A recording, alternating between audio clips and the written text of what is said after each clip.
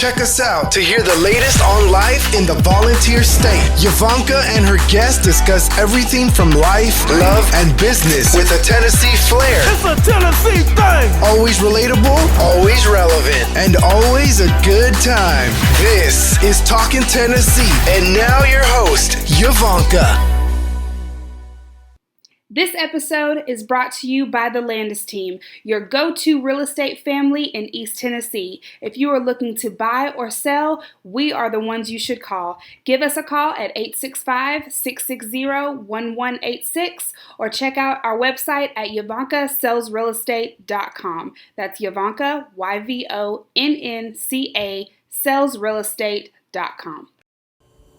Welcome back to Talking Tennessee with Yvonnca. I am your host, and I am in part 2 conversation with Pastor Chris Battle, and I have so enjoyed talking to you. Welcome back. Likewise, thank you. Yes. So let's get back to, this great conversation. How's your life changed since you came out of the pulpit? It has been, I'm not going to say dramatic change, but it's definitely different. I'm probably much happier. Okay. I was telling somebody that the other day, and they said, yeah, we can tell. Mm-hmm. That's a hard job. Well, yeah. People don't want to see that, but you've got to be a man first, then the pastor, then you've got to run the congregation. That's a hard job. But I think what was happening, what I'm understanding about me is how I was pastoring. I stopped being me. Yes. And I'm not good at that. Okay. And but yeah, I am much happier. There's a greater sense of fulfillment. Yes. I think I'm really hitting a need in the community, addressing a need in the community. So it was probably dramatic when it first happened because you've been doing it for so long. Yeah. But it was the shift in you evolving from one thing to the next. Yeah. And let's talk about the next. The next is Battlefield Farms. So we had the garden in 2018. Okay. And as I said in the last segment, we realized that I believe, Yvonnca, that we have the solution to most of our problems. Mm-hmm. We are the solution to most of our problems. Okay. And I'm like, you know what? If the problem is options on healthy food, we got plenty of lots around here that are empty. Churches got plenty of fields that they can use in the community. True. For community garden. People can start growing their own. We can teach them how to can. We can teach them how to cook. We can teach them how to grow it. Correct. And so I reached out to some pastor friends of mine, and we had lunch together. I said, hey, if you do a garden, I will help you A, B, C. I said, and we'll be fighting food disparity in the community. And I talked about all the issues and things like that. But then I said, secondly, you'll start meeting the people in the community. Right. Okay. You'll start getting to meet your neighbors. Yes. And so that we had a couple of churches who did it immediately. Some came later. And like right now, the Pastor Richard Brown Community Garden is that's like our star case. That's our star one now, right? Okay, yes. And it's interesting. It's like once other pastors saw that one, they're like, they start raising. They're like, wait a minute, here we go. So we literally plowed up 2 more gardens this week at churches. Oh wow. Yeah. And so that was what we were doing. We also in 2018, I'm like, well, if a food desert is defined by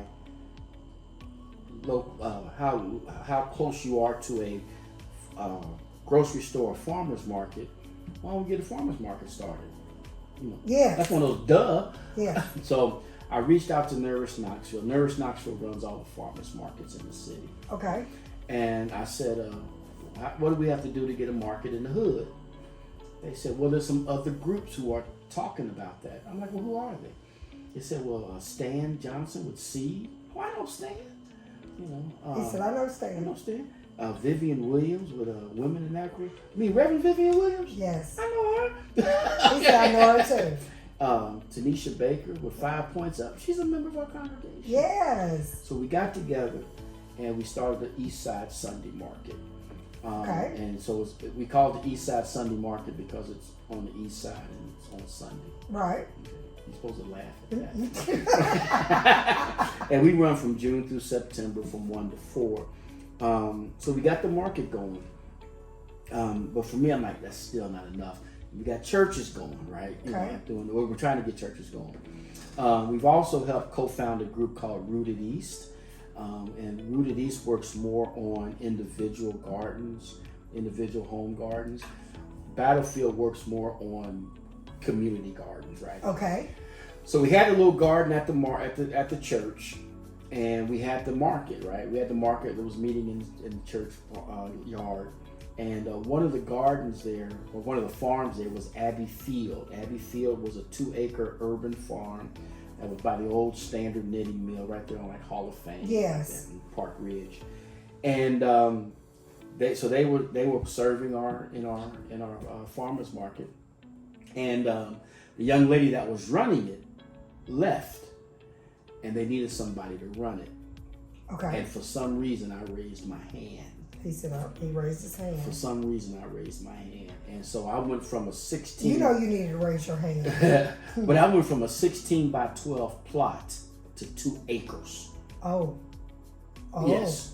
Yeah, okay, you understand? That's I didn't realize what I was getting into. I'm a realtor. I know that's big. Yeah. That's and big.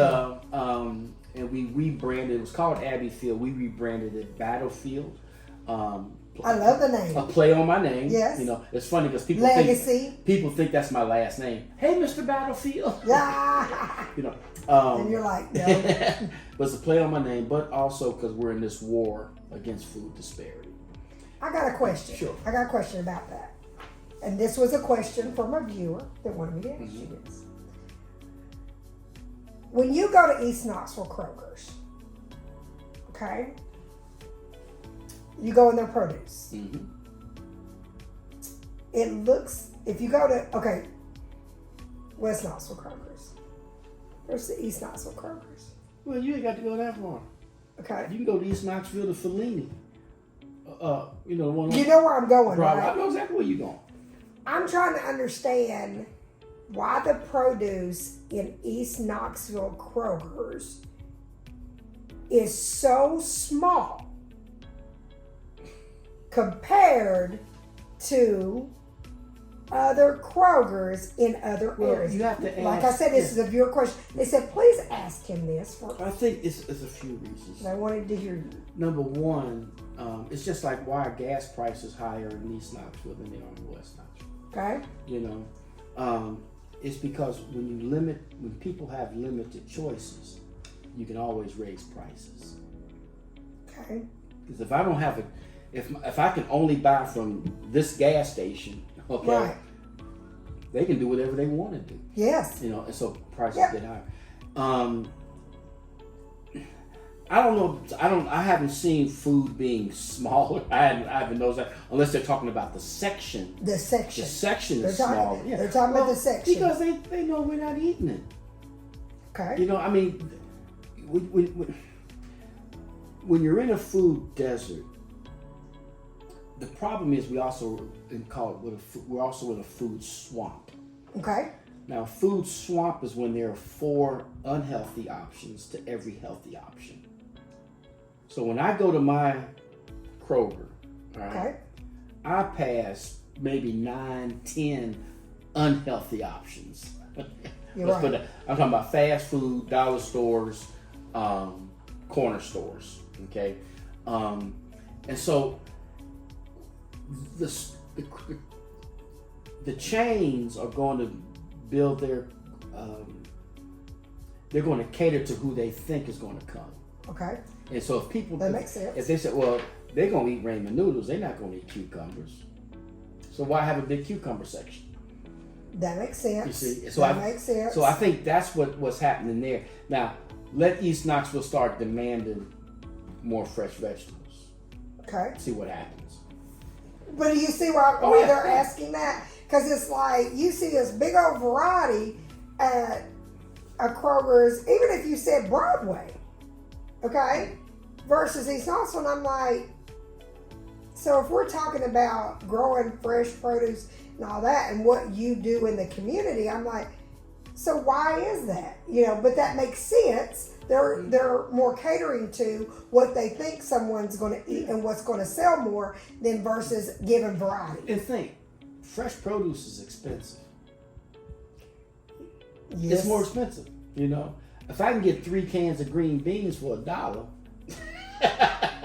and then a pound of green beans costs $2.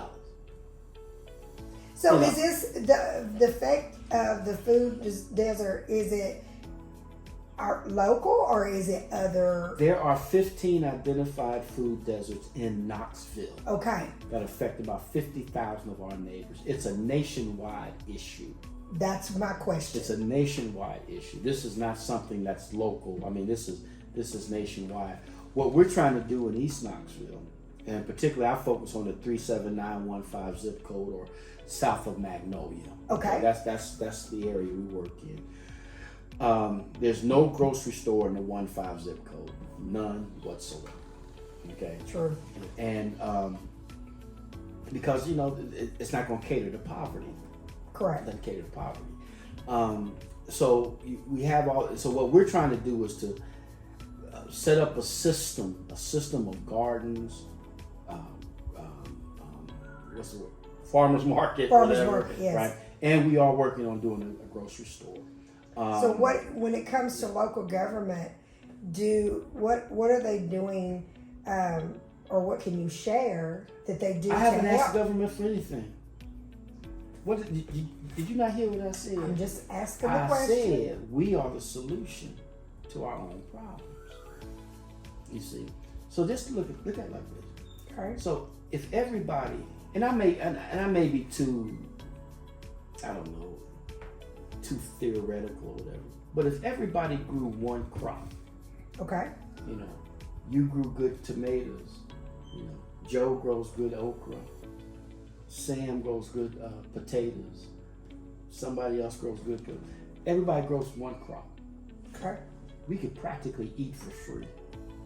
That's true. That's true. Because we share, we barter, and we also start creating community. Because I'm gonna watch out for you. I'm gonna watch your stuff. I don't want to, because I like how you do your okra. You know what I'm saying? I like how, you know. So let me say this: when he says community, let's take it back to what we were talking about in the first episode about kingdom building and church. That's what kingdom is. That is kingdom building. Kingdom. I don't think, Pastor Battle, I could be totally wrong. I don't think a lot of people, they've heard kingdom building, but I don't think a lot of people know what kingdom building is. I think we've been bamboozled into believing that kingdom is in heaven. Yes. I don't believe that. Yes. You know, let your will be done on earth. As earth. Okay? You know, and I think we can create kingdom. I think that's what we were called to do. I think that's what the church was responsible to do, to create kingdom. I talk we're about supposed to help communities so, grow. So look what happened. So I asked the question. I was like, what is so inviting, intriguing about your church that people just yearn to come there? Okay. Right? Oh, we got a good choir. Our preacher's okay. Right. But I don't know any church locally. I don't know if I know of any church, period. Yes. That just, people just like, I got to go here. Right? Right. Now, but we do have an example of, not so much a church, but a city that was like that in the Bible. It's called the city of Goshen. Goshen is where the Hebrews stayed when they were enslaved in Egypt. Teach. Okay? They were enslaved in Egypt, and that's where the slaves were. That's where Goshen was the spot.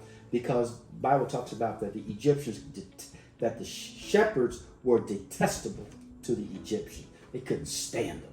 So just put them over there somewhere else. They'll be our slaves. They'll build our pyramids. They'll do our dirty work, but they can't live with us. Okay, Right. It's a red line community. Can't be okay.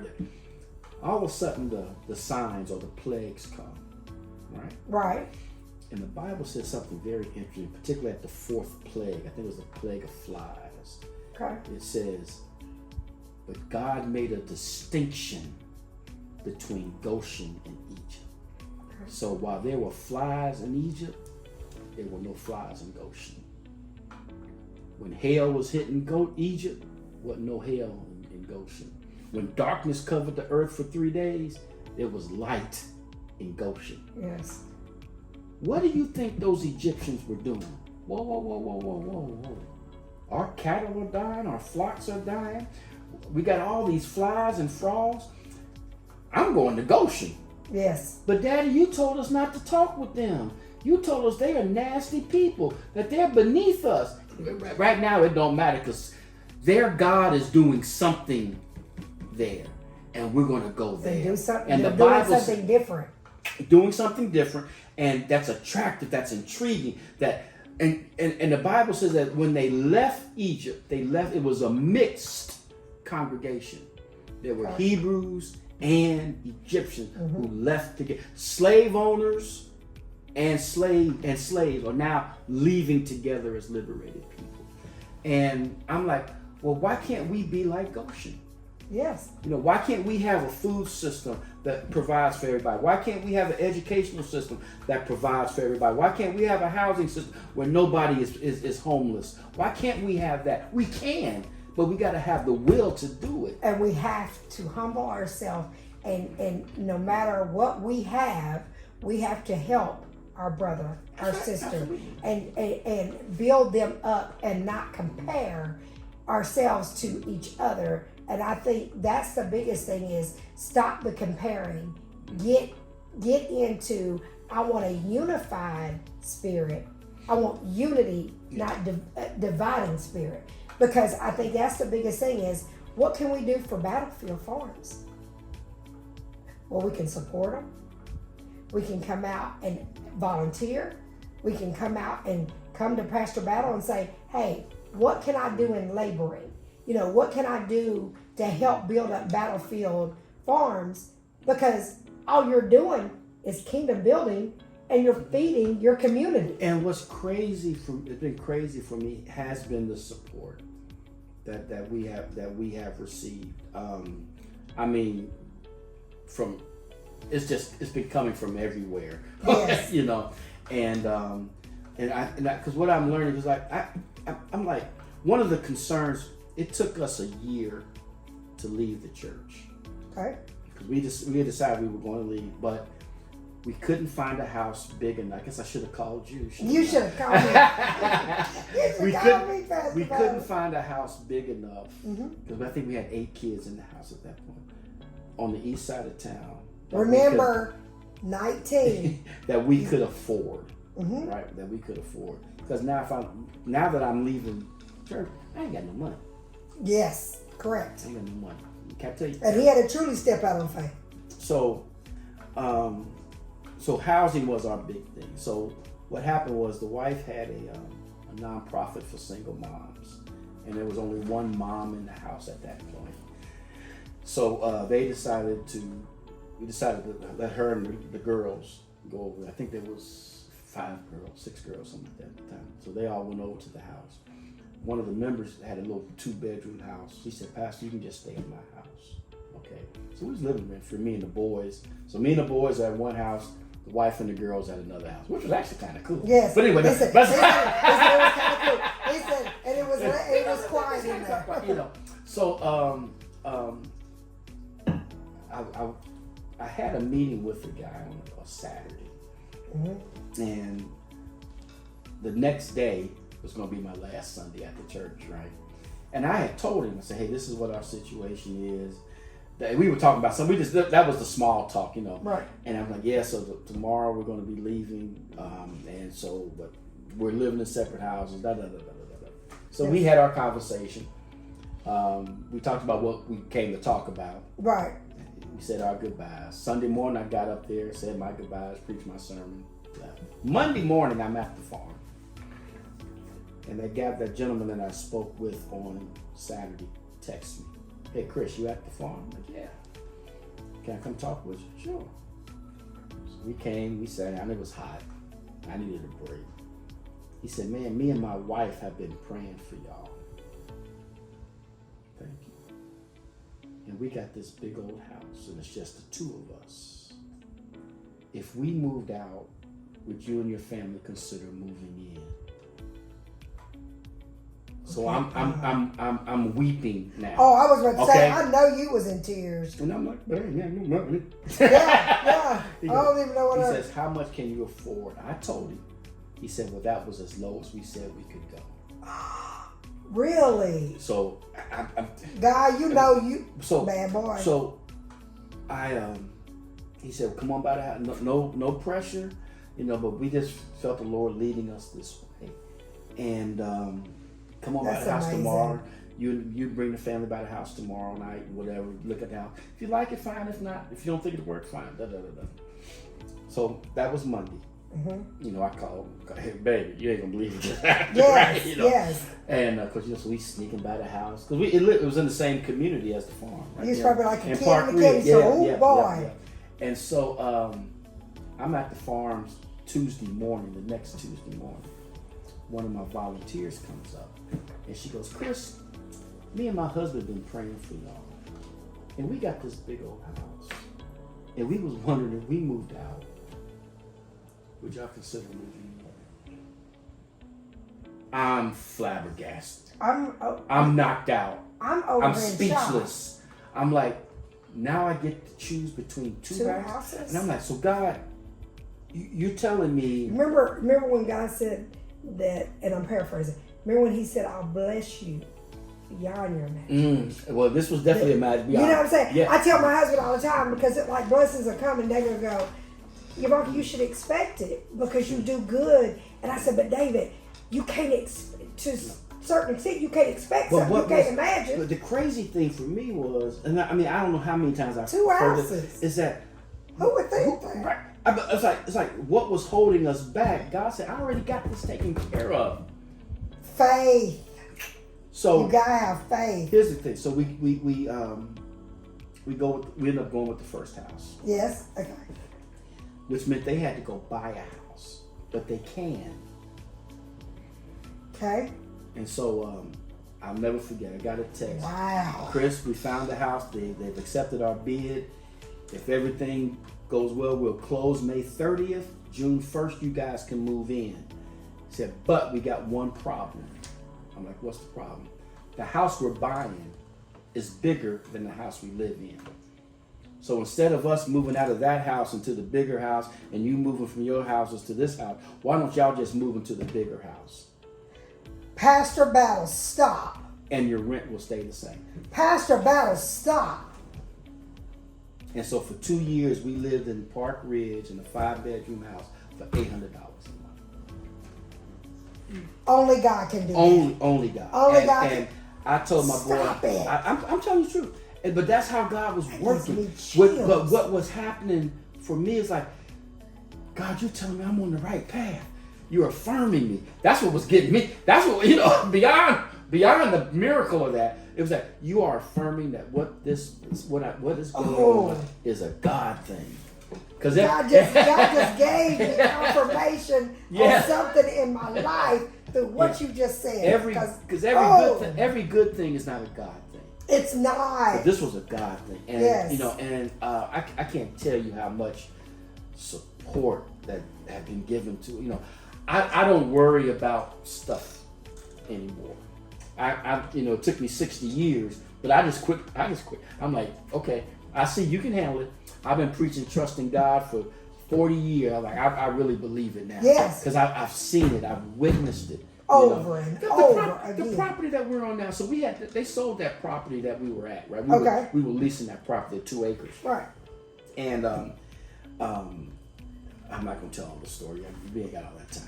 But anyway, I'm talking with a guy, and he said, "Oh man, we got a whole bunch of property around here, And he said, "There's a property piece on Boys Bridge. Go look at it and see if you like it. We'll talk about it." So I was like, "Oh, this might work," So we're out there. Oh, you got favor. Well, even how I met that guy was crazy. But you need to read my book. But anyway, yes. Because you blowing my mind right now. we go out there and I'm looking at online, and this property is $50,000. Just land. Yeah. I'm like, I don't have $50,000. So I went home.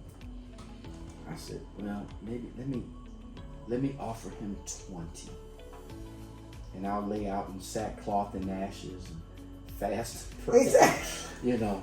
And so he contacts me. Hey, Chris, you still interested in the property? Oh, very much so. Just trying to figure out how we're gonna raise this money. Right. I don't have $50,000. Right. So I'm getting ready to offer him 20. He goes, well, you know, we didn't settle on a price. Would 5,000 work? I'll have the check for you Friday. Pastor Battle, get up and get out. Are you serious? I'm serious as a heart attack. But that stuff has been happening over and over and over again. And I am truly convinced, like I said, for 30 some odd years, I'm asking churches, bring your tithes, bring your offerings, you know, bring this money, and begging folk just so we can meet budget. Leave the church, start a garden, and folk just start throwing money at you. Because I believe people support causes. And if they know that you're in the will of God, if you know that you're benefiting community, and people when they support see it. You labor, when they see that sweat equity that you put in there, and they see that you believe in something, they're going to help to grow it. Yeah. I truly believe that. That's amazing. It's been a wonderful journey. You know, and it's like, so we had a church out here, Concord United Methodist Church. They support a lot of, they got a beautiful garden out there too, but they support a lot of pantries with sweet potatoes or whatever. Right. So Brother Mike called me and said, Brother Chris, would you like some sweet potatoes? I'm like, yeah, sure. Good. Well, how much would you like? I'm like, how much What you got? got? I came home with 210-pound bags of sweet potatoes.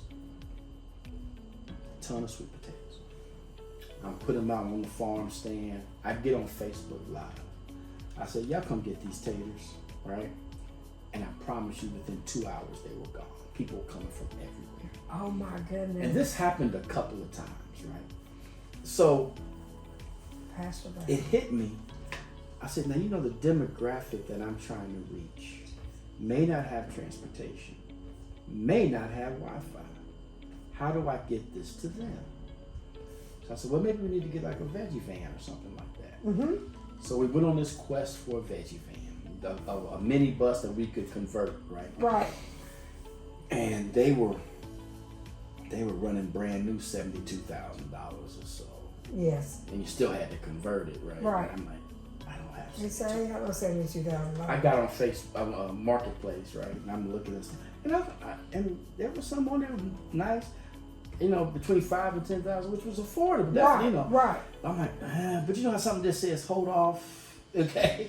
You know, I got the money, but just hold off. Jesus. And so, because that was one I was getting ready to put the money down.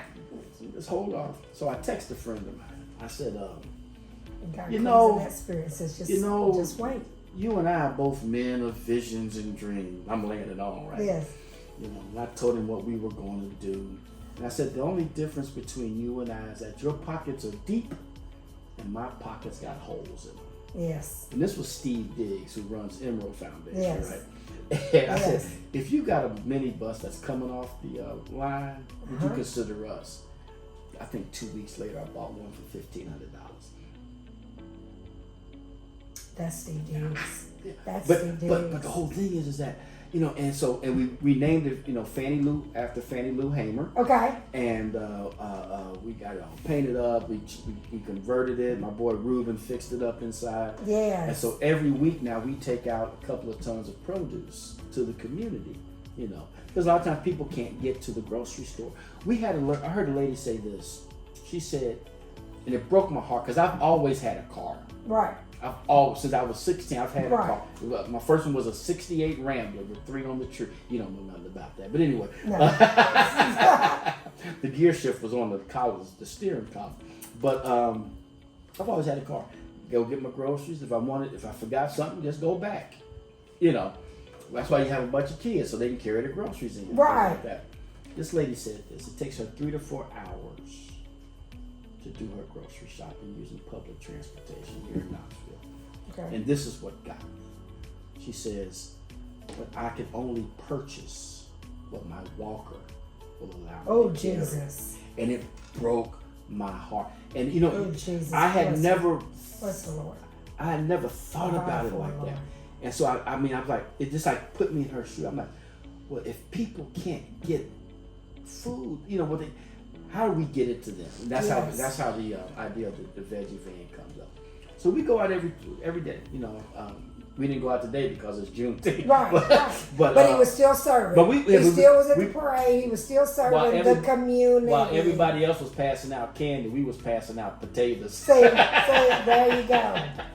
But and potatoes gonna be good for dinner tonight. Yep, and some onions. Okay. So you know, so that's one way we serve. We're moving now toward doing a mobile grocery store. Okay. And we're hoping to do a grocery store in the community. That's our goal. But again, hopefully that we'll be able to replicate this in some of the other food deserts that are in Knoxville. So my next question is, how do people get involved? Where do you need help? Well, we always need volunteers. Okay. We need people to do some gardening. Okay. Okay. You know, we do have so we have the Payne Avenue garden. We have a garden at Stop and Go on Dandridge and Brooks there. Okay. A lot of some of our African refugee brothers and sisters are using that one. Then we have one on Chestnut and Martin Luther King, right behind Holiday Market. Okay. We call it the concrete garden because it's literally a garden on concrete. We just got raised beds there. So we always need people to do that. Like I said, we've established a couple more gardens that are going to be getting going next year. Okay. At St. Paul Baptist and out in Lonsdale at New Friendship. After we plowed them up this week. We're going to be amending the soil. That's and everything. amazing. Yeah. So how do they get in contact, or who? How do they? The best way to contact is you can email me. Okay. At Chris at battlefieldfarm.org. Say it one more time. Chris, CHRIS, at battlefieldfarm.org. Yeah, that's the best way to contact me, and we'll be glad to let you know. Or go to our website, battlefieldfarm.org. Battlefieldfarm.org. So what's on the horizon? Well, right now the mobile grocery store. Okay. We're hoping that'll be running this year, and then we're in hopes that we will do a grocery store in the community as well. We're looking to do that. It's going to be an affordable grocery store where everything we sell will just be a nickel over cost. You know? Do y'all hear that? Yeah. A nickel over cost. Pastor Battle, thank you for coming in, being so open to talk about, your journey, the things you've learned, the things that you're trying to, put out in the community, and all the kingdom building that you're doing. This door is always open for you. If you ever need to come back and you ever need us, the door is always open to you. I know God, it took this part of it for God to tell me why this interview wasn't last year. You gave me confirmation in my life. So I say this, I hope God blesses you beyond your imagination. I know He will. And I've really enjoyed you. Thank you. I enjoyed being here today. Everybody tune in every Friday at 4 for Talking Tennessee. Bye, guys.